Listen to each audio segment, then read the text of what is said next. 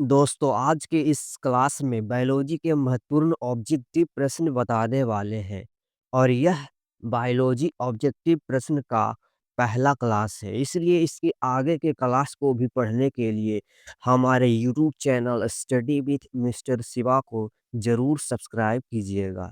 तो चलिए देखते हैं कि पहला प्रश्न क्या है।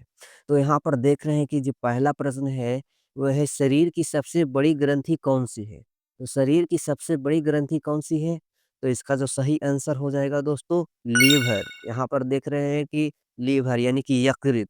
यकृत जो है, जो हरे रंग का कलर हो गया है, वही इसका सही आंसर हो जाएगा लीवर यानी कि यकृत, ठीक ना?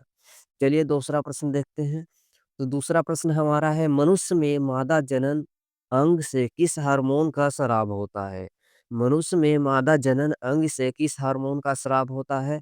तो इसका सही आंसर हो जाएगा रिलैक्सिन, ठीक ना? देखिए यहाँ पर ऑप्शन नंबर सी इसका सही आंसर होगा रिलैक्सिन।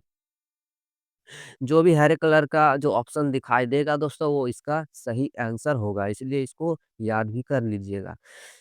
चलिए अगला प्रश्न है, मनुष्य में ऐच्छिक गतियों का नियंत्रण किसके द्वारा होता है? तो मनुष्य में ऐच्छिक गतियों का नियंत्रण जो होता है दोस्तों वो सेरिब्रम के द्वारा होता है, ठीक ना? किसके द्वारा होता है? सेरिब्रम के द्वारा।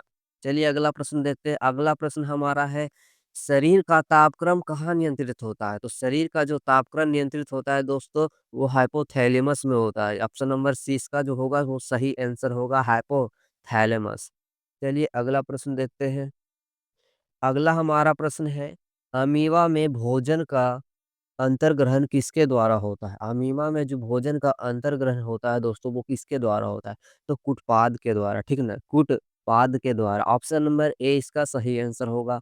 देख रहे हैं आप ग्रीन कलर से जो ऑप्शन है वो इसका सही आंसर होगा, ठीक ना? चलिए अगला प्रश्न देखते हैं। अगला हमारा प्रश्न है, निम्न में कौन-सा एंजाइम लार में पाया जाता है?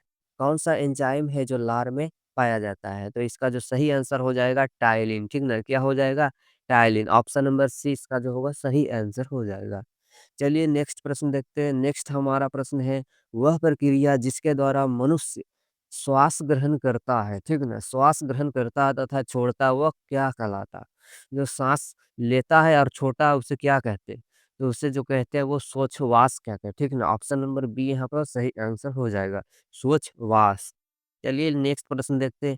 नेक्स्ट हमारा प्रश्न है, ऊर्जा उत्पादन के लिए कोशिका प्रायः किसका उपयोग करती है? ऊर्जा उत्पादन के लिए जो कोशिका होती है वो किसका उपयोग करती है? तो दोस्तों इस ग्लूकोज का उपयोग करती है, ठीक ना? किसका उपयोग करती है? ग्लूकोज का। ऑप्शन नंबर बी यहाँ पर सही आंसर हो जाएगा।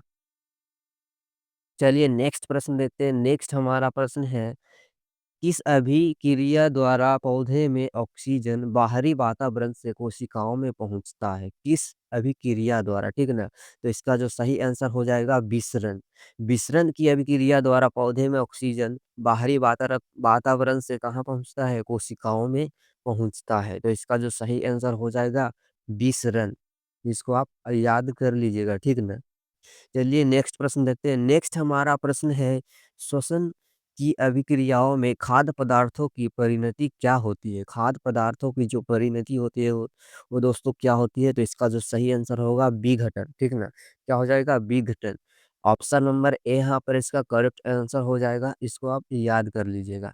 दोस्तों आज की इस वीडियो में बस इतना ही। वीडियो ज़्यादा लंबा ना हो इसलिए 10-10 प्रश्न बताते जाएँगे, इसलिए और आगे की क्लास को पढ़ने के लिए हमारे चैनल को ज़रूर सब्सक्राइब कीजिएगा। आज के लिए इतना ही, मिलते हैं अगले क्लास में। धन्यवाद।